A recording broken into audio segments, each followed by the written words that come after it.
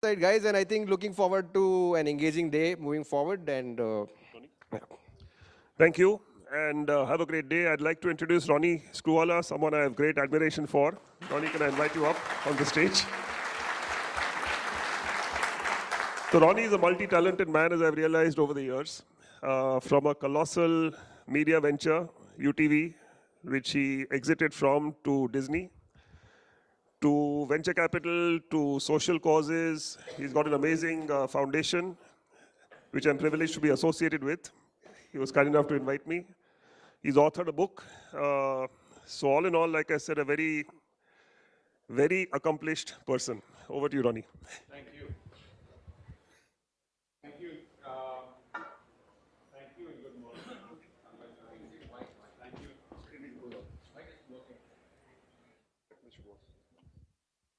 Thank you and good morning. I think the lights should be, otherwise it's too dark out here, but other way. I think if you really want to build sustainable businesses, which seems to be the headline for today, I think we need to stop complimenting ourselves for being here so early on a Saturday morning. Get used to getting up at 4:35 and starting your day at 6:37. So I'm not big on the fact that an early morning startup normally means 9 and 10, and I think that's part of just everyone getting used to that. So that was just on a lighter note. And second, I don't have a 50,000 feet view at all. Primarily because, firstly, it's icy cold out there at 50,000 feet, so not a comfortable place to be at. And it doesn't give you a whole world view. I think getting from 10,000 feet down to 0 feet always gives you a good sense. The topic today is to build sustainable businesses. And my key condition for coming here really was that I want to make it interactive, because there's no point me giving you more than a 5 or 6 minute sharing of experiences, and really take questions, because that's really where the real core of what we want to look at or think about comes about. But I'll just share a few initial thoughts of my experience in building sustainable businesses. I think, firstly, part of the catharsis that I think is facing some of the startup fraternity here is the fact that overall, I think we're at some key crossroads for a lot of people starting businesses today. One, I think we need to be really very clear, what is it that we want to start up? What is it that you want to become an entrepreneur for? What is the business? What is your vision, and how do you take it there? I'm seriously alarmed at the fact that for a lot of people in the ecosystem, it's 50% of your time is actually second guessing exactly what the vision will be when you're going to go out and raise your funding. And that's the first recipe for really being at an extremely risky crossroad in your life. Because when the going is good, everyone will get the credit. But when the going is not so good, you're the only one going to be the fall guy or fall girl, as the case may be. And I think critically everyone needs to sort of resonate today, because the media hype has been so much for the last 2 to 3 years. We've got to stick with what is the core business that we want to do. I think investors play an incredible and a very supportive role, and I'm not being negative about that thought process, but at the same time, it'll always be an approach where it'll vary from time to time. At the end of the day, if somebody's investing in your company, they're doing it because they want to back your vision and the team's vision and what you want to build. If at the end of the day, if somebody's coming there and say, well, here's what I'd like to see in the next 6 months or 1 year, I think that's really the key one that I think is the problem. Second, if we don't have a road to profitability, I really, really think we're fooling ourselves. Of course, India is a market which is huge in terms of mass consumption and will continue to grow. But it's also going to be and will remain to be one of the most price-sensitive markets in the world. We can call ourselves building brands, but we're one of the few countries in the world where people don't want to pay that much of a premium for a brand. Second, we're always debating what is the actual core definition of a brand. We look at platforms, and then we decide that they're a brand. We look at various aspects, and every company can't be a brand. A real brand is created when you leverage that brand for recurring situations, where if you've done it for product X, and then you go out and launch product Y, or service Z, people are going to be able to want to come to that because there's credibility built. And second, are you being able to command a premium for that? And I think most people here start marketing and spending marketing expenses, and the first thing that I hear from everyone is, we're building a brand. And I know many, many founders that actually sort of fool themselves by keeping 30% of their marketing cost as saying this is for marketing and 70% is more for brand building. There's almost a separate line for brand building expenses. And I'm extremely curious as to how we're ever going to build a sustainable business if we're fooling ourselves that on day one we're spending on building a brand, because brand comes over a sustained long period of time. It has different values and aspirations. And actually what you're doing is building awareness. And let's not mix up awareness for brand and fool ourselves on that element. So I think profitability and road to profitability, if you don't have that, and if we don't have our own conviction to do what we want to do, and build, and I think when you start off to build the business you want to build, let's not get too interested or too sort of sidetracked on any aspects is something that I just want to leave as an opening message. I want to share a couple of my personal experiences, because the other thing that I find challenging when I interact with a lot of people is this word called exits. And when you're building a valuable business and you're building a long-term business, I think the first thing everyone thinks of is, okay, so I'm going to exit this business. And I would say half of us almost have a plan in our mind that we're building a business to exit it. And that, I think, really intrigues me, if not fascinates me, because I don't think you can ever plan a business or build a business to actually have a planned exit. Because if you think about it on a very elementary basis, what are you actually doing then? What are you second guessing? What business are you building?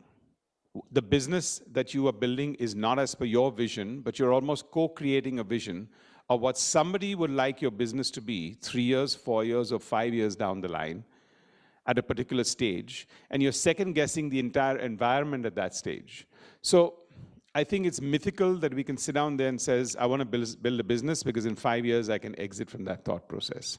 It can't be a bigger recipe for failure. Of course, you'll have that 1 in a million people or 1 in maybe 5 million people who will be at the absolute right place in the right time.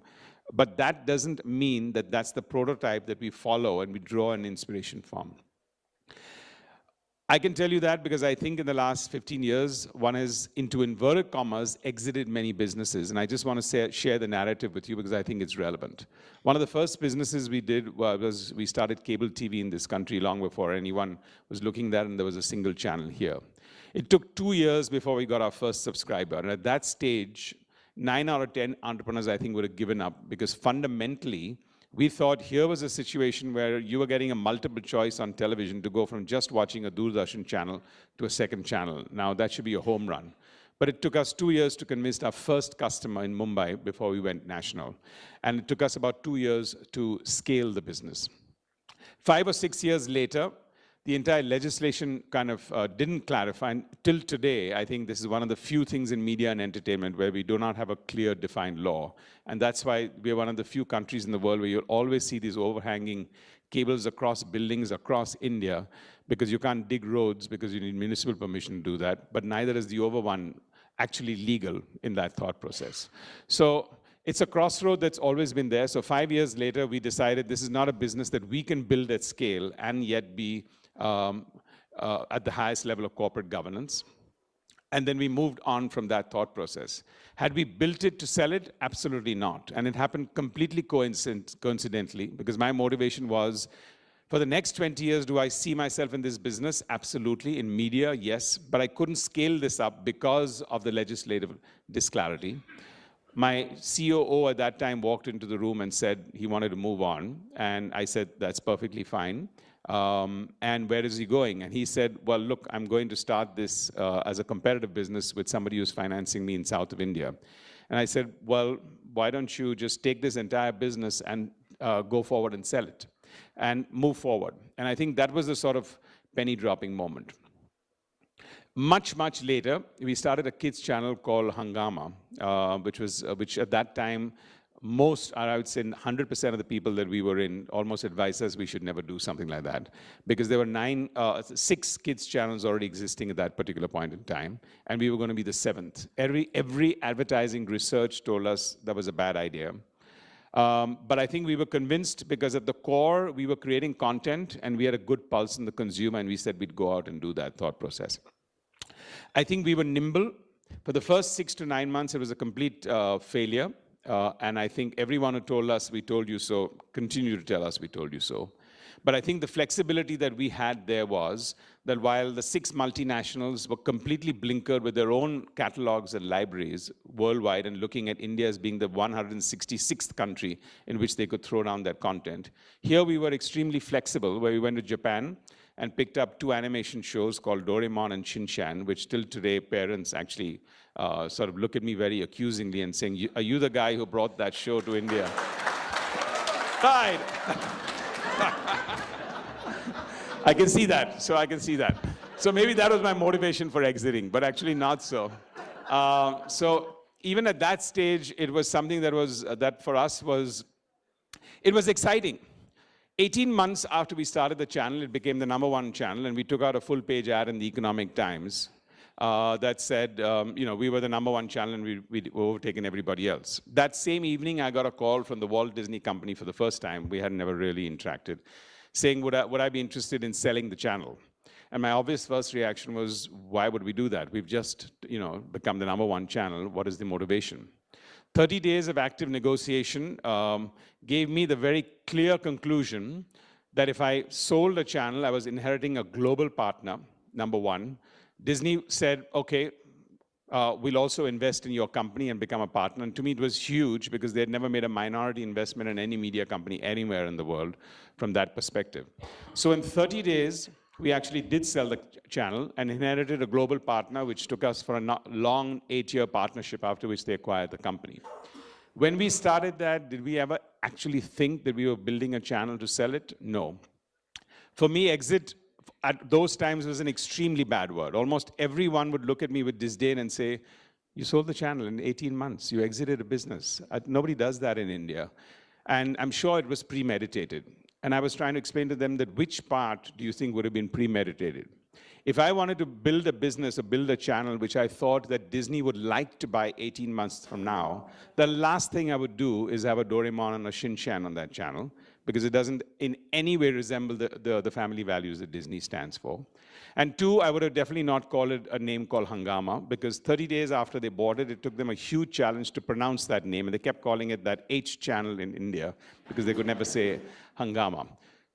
The reason I'm saying this is it's extremely mythical for us to believe when we look at examples of other people who've sold their businesses to say, we build to exit, and you build and you can plan that. It never happens that way. And I think finally and ultimately when I personally exited UTV to the Walt Disney Company, it wasn't planned.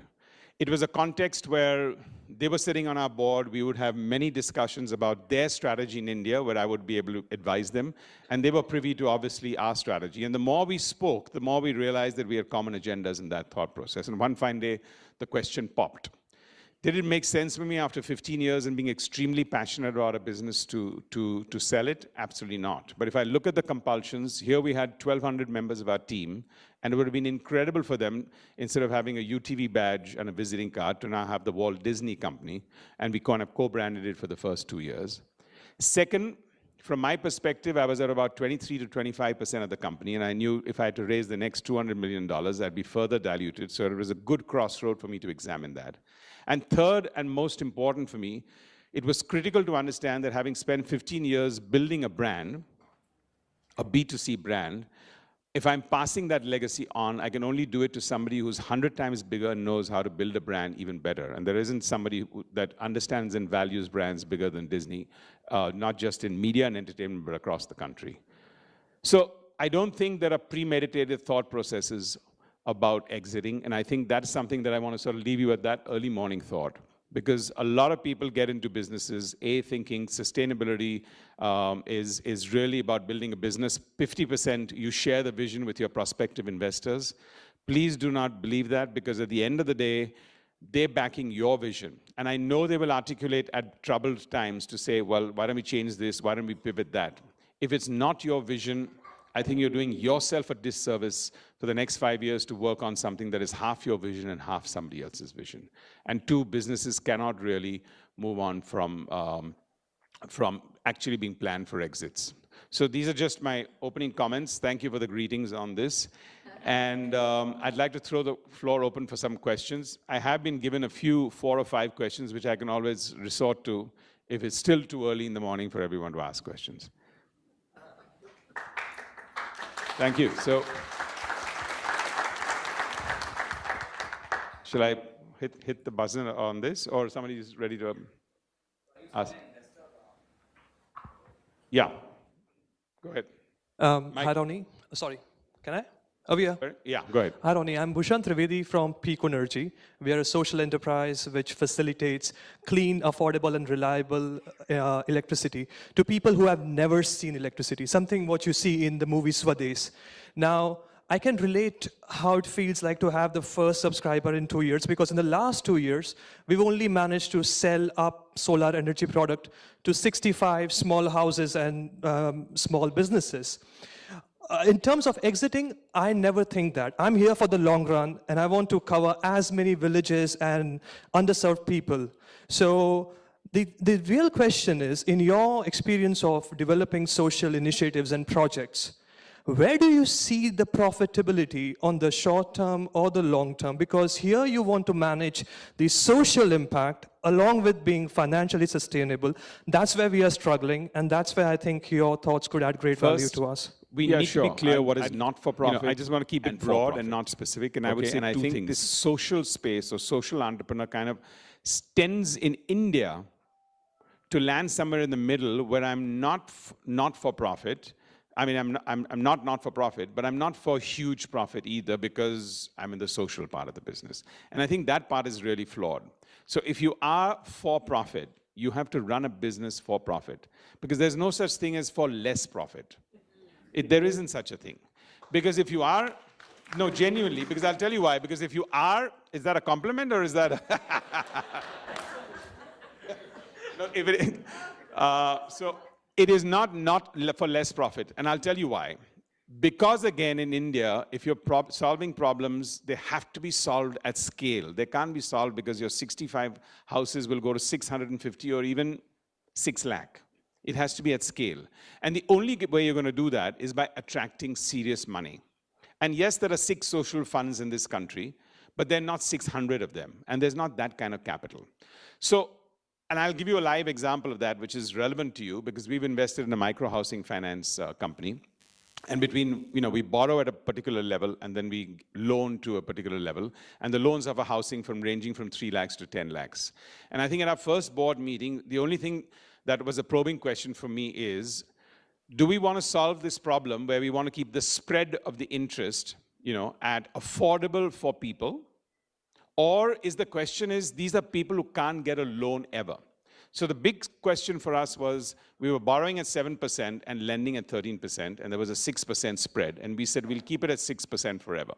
And I said, but at that level, you won't be able to go to the next level of growth.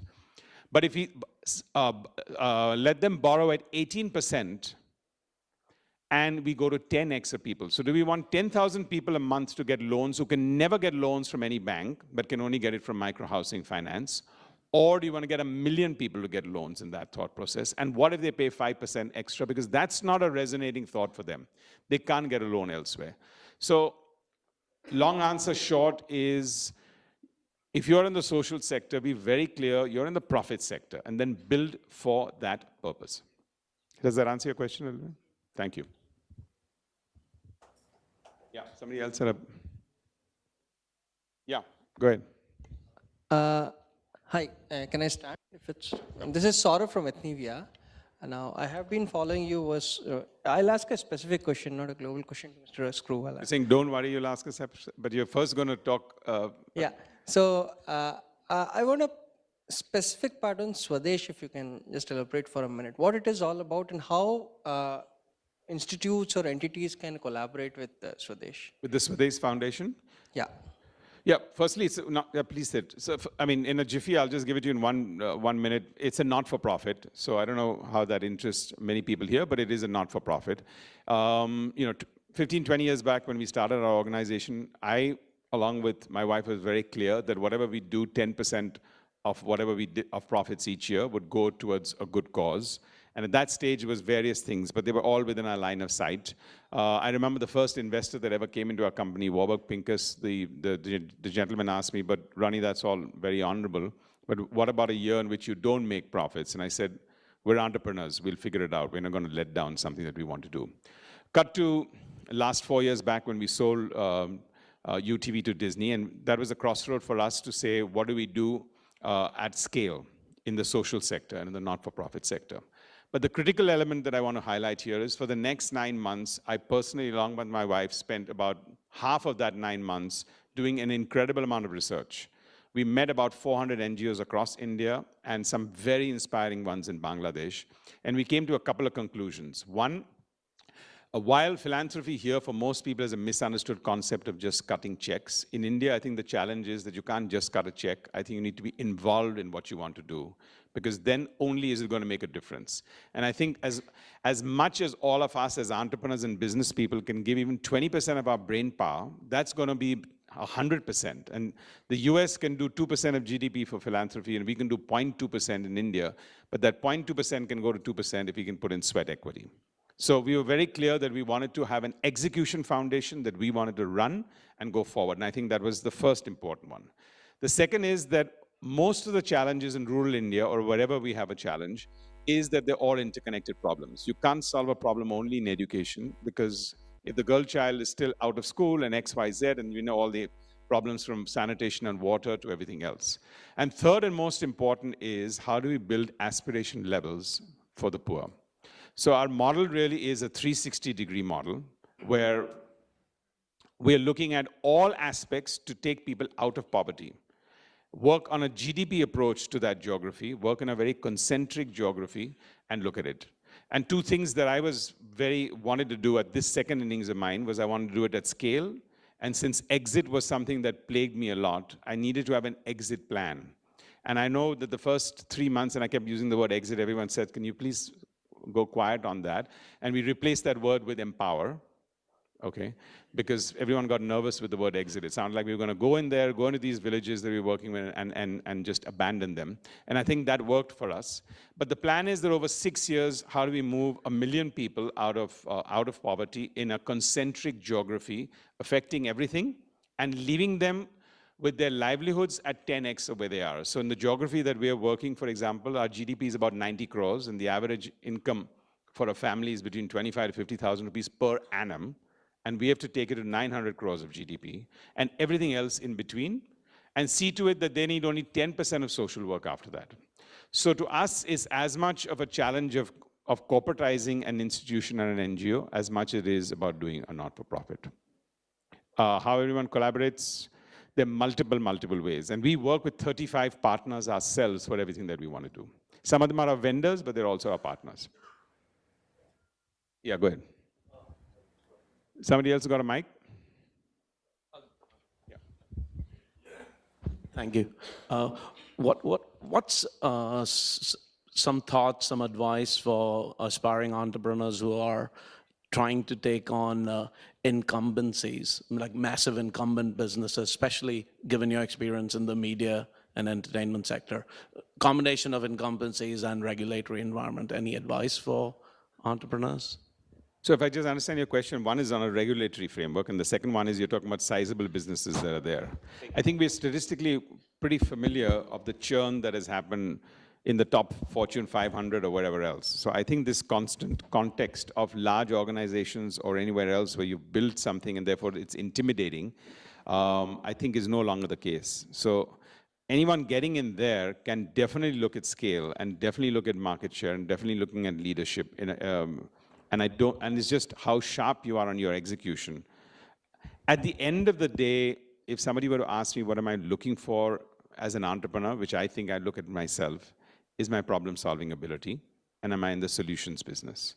So you can talk a lot about many aspects, but at the end of the day, what you're sizing up is what is the solution capability of that person, and what is their solution capability and aptitude. Because your aptitude has to be first critical. For that, you need to be a phenomenal listener. You need to keep your ear on the ground. Nothing is, oh, I told you so, or I know so in that context, and then you can go forward. But I think in this environment today, and I don't want more balls coming to me if I use the word disruptive, so I'm not going to use the word disruptive, but you can disrupt. It's not IVE, but it's just disrupt. So it's very possible. I think the problem today where people feel intimidated of businesses as size is let's not define the business as size based on the number of, the amount of money people have raised or the fundraise that a company has had. Actually, I think that's where the hot air balloon can be easily punctured. The companies with more capital efficiency today are going to be able to overtake the people that have just raised a pile of money, right now have the badge of honor of being great entrepreneurs because of the level of money they've used, but actually are most susceptible to lose their ranking over a period of time. Does that answer the question slightly? In the regulatory, I think the regulatory process, I have to say that India is a difficult country today to do business, but let's face it, it's progressing rapidly in the favorable part in the last 2 to 3 years, where it is becoming less complicated to do business. I think the service sector and many others, and the best example in the 90s was the IT industry, where they had no regulatory hassles, and therefore they went forward. So I think if you're in a framework where you need to work with the government, I see today them being extremely more proactive. I think the younger generation is going to face it because they're coming with a very transparent, this is what you got approach, whereas family businesses always have the legacy of some relationship somewhere. And I think that's a good place to be. And I think overall, there are many aspects of the businesses today that are getting less and less regulated. Yeah. And can we get a mic there too after that? Hi, Ronnie. Go ahead. So my question to you is because you're still an investor, right? And a lot of people... Because I'm what, sorry? You're still investing in companies and you're still looking at companies from that angle. So a lot of us, at this stage where we are right now, we are bogged by 2 questions. Yeah, just use the mic. Yeah, sorry. So we have 2 questions in our head that constantly keep coming back. One is how to make your company sustainable and run efficiently. And then when you go to an investor and talk to them, some of them, not all, and I'm not, trying to offend any investor here, but they go like, when is my exit to this? And I'm like, if you're saying you're not supposed to plan for an exit, and if your investor says, where is my exit? Yeah. How do we manage that as an entrepreneur? Because it becomes very confusing for us, because obviously we have 10 things to think about. The 11th thing becomes, oh, so now my investors are asking me when to exit. I mean, you're the investor, right? You're supposed to know where your money is going to exit. My plan is to be sustainable. So I can answer both the questions. And I'll answer the second one first, and maybe then ask you to just repeat your first question so that I get it a little bit more clear. See, first, and please sit. Firstly, I think let's not mix up. When I said exit a business, it's the founder. The minute you're not a 100% shareholder in your company and you're even a 99% shareholder and somebody's come in, yes, it is your obligation to facilitate a liquidity event for that investor or that friend or your dad or whoever that may be.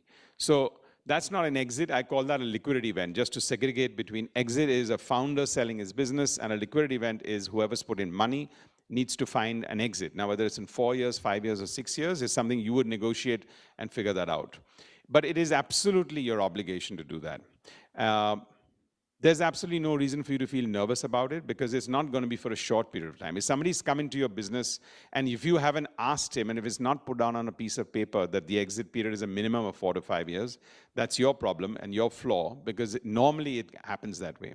Second, in 5 years, if you haven't created value as somebody else may want to enter that business in any case, then what have you built as far as that company is concerned? So there's no confusion about the fact that if you invite somebody into your company, it is obligatory for you to find them a liquidity event. And I think we'll be fooling ourselves on that. And your first part of the question was? So the idea was to understand how to manage that, because then there are, so there's a path to sustainability and then there's a path where you start scaling. So how do you manage? What is to look for? I think we're mixing up the two. Your job is to set out and build the business that you set out to build for the business. Your job at the end of 4 to 5 years is to facilitate a liquidity event for them. But if you haven't performed your first job, your second job is completely redundant. So you're only supposed to focus on building the business you set out for which the investor came in. And if you've done a good job, even if not a great job, at the end of 4 to 5 years, you've created enough value for that person to find a new suitor to go forward. Now, can it be timed that in the next 6 months you're going to find somebody? I don't think you should stress about that. But if you have built your business, should be no element of confusion in your mind. Your only job is to build the business to the extent that you did, meet your business plans, look at your growth, and go forward. The rest will happen. Yeah, go ahead. No, he'll pick it up. He'll put it on. Yeah, just to reiterate what you're saying is focus on your business plan, do a good job there, and then when the investor comes in and so you've reached your milestones, then things will follow. You don't need to really stress about it as of today. That's what you're saying. Yeah, I'm not saying it. I think that's the only way it can be done from that perspective. And I don't think you should have any confusion that says, you know, he's the investor, you should look for his exit. No, he's coming to your room. He's got to find where you put the exit mark on the door. He's not going to go find that door. Understood. Thank you, sir. Hello. Yeah, somebody's going to tell you when it's time up. I'm just having a chat. So, yeah. Sorry, go ahead. Hello. Yeah, he's next. Yeah, go ahead. Yeah. Good morning, Ronnie. I'm Guru Prasad from Goa. Actually, I wanted to just have your views on this topic that manufacturing is no longer as sexy as it was supposed to be some years back. Today, we are more talking in terms of service-oriented companies coming up and all that. Even companies like Sony, they are gone into more of a product, products. HP was also products. Yeah, so now what's they the are question? more into software and all that. So is your question how to add sex appeal to manufacturing? Or? Yeah. As a media person, of course, you can and you think just because I'm wearing this black shirt, I'd be an expert on that. No, but I want to know your views on manufacturing as a dying sector. Because today, if I want to manufacture a mic, which you and I are holding, will an investor be happy enough to invest in this company? Yes. No, so let me be absolutely blunt and clear, and I'm sure during the day you'll get that. There is a misconception that just because in the 5 top pink papers in the country and the 4 online things that talk about where you only read about service and technology, that's where all the investments are happening. That's completely flawed. There are incredible investments happening in healthcare, in education, in infrastructure, and definitely in manufacturing. If you look at the mid-cap market, which today in the stock exchange is doing extremely well, you'd find 60% of the people there are in manufacturing. Not all of them in B2C, some of them even in B2B, making headlights for the top manufacturers in the world, car manufacturers in the world and whatever else. So I think this is more the morning dose of media where you just feel, I'm inundated with everyone creating multiple values in the service sector versus that. But manufacturing is getting funded. I'm talking of startups. If I want to create a startup today which manufactures... Ditto would apply. If investors are savvy, if they can see this is where the value is being created. See, the big important part about manufacturing is that today when people are looking for profitability, they're looking for some sense of sustainability and predictability. And actually it comes in those hemispheres. So absolutely that's the case. The perception there is that it's not going to be 10x, 20x, and 30x. So if you're starting a business thinking, why am I not getting the same base of valuation? Because I'm not in service, that's the time. So Walmart is going to be... Because of scalability in time that manufacturing... No, I think it is about the future earnings, because finally at the end of the day, people look at what is the potential of future earnings. In a manufacturing, once you've got an installed capacity, then you can't have the world at your window. But when you're in a service industry, and if you can manage to get a consumer base, you could grow at 20 to 30%. In manufacturing, even if you grow at 20%, you'll peak at your installed capacity. And that's the differentiation in the valuation, not to be mixed up with sex appeal or to be mixed up with investor interest. Yeah, last question. Okay. I'm Swaz Saralkar. I'm talking about an absolutely disruptive technology, giving power at or producing power at 40 paisa per unit. This is making use of titanium, this thing. We are looking for ways to try and take it to people. So what's the question, sir? The question is, really speaking, people are not thinking that power could be manufactured at 40 paisa per kilowatt hour per unit. Well, I think they think 10,000 mobile phones can be bought at 2,000. I'm sure they'll be able to figure this one out. Yeah, this is an absolutely path-breaking, I mean, disruptive technology, really speaking. Yeah, I think we can do that offline. I don't have a marketing or a specific answer for that one. Thank you. Thank you. Before I wind up, I just want to call my colleague on stage, Marius, who's going to just do a quick presentation on something that, and I just want to put a context to that. 2 things. One, while a lot of people have said I'm still into investment, actually that's something we phased out over the last 1 year because I'm doing only looking at creating businesses that we want to build ground upwards. And I believe in my second innings outside of the things that we're doing in sport and not for profit. The only real one in the sector that I'm most committed to is education, where I think what I did with media maybe 15 years back, if I can do 10x of that in education, that would be great. And therefore, okay, thank you. Any more? That's what our belief is at Upgrad, where we're looking at the online space. Now, online for most people here in India feels is much more casual. It's more about getting lectures on. It's more about getting online and learning. And I think we're quite clear that completion rates need to go up. The market we think is massive and huge, primarily because of the simple reason that today, even if we had to build the next 1,000 universities, there's a 10-year lag between wherever it goes. Second, faculty in India is a huge challenge. As we've all seen here, educational institutions outside of the top 5 or 6 cities, even though they're incredible campuses, have 60 and 70% capacity in a country where we are actually thinking every great educational institution should have 100 capacity. And I believe that, therefore, online is very much the future. And specifically, we're going to just talk about our entrepreneurial course. And I think the starting point is, can entrepreneurship be taught? And I think our simple answer is yes. Otherwise, we wouldn't be doing the 3-month course that we're doing online, 100% online on that. Decision to become an entrepreneur is absolutely a personalized situation.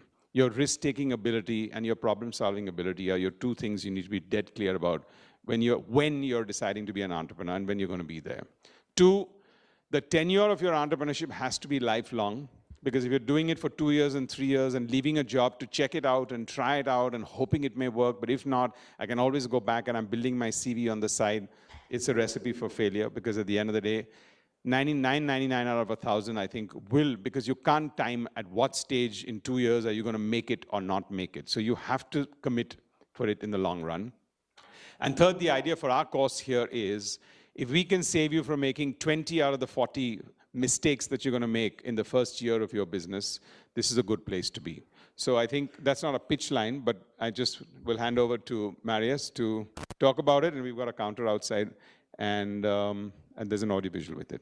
So thank you very much. It was great being here on a late Saturday morning.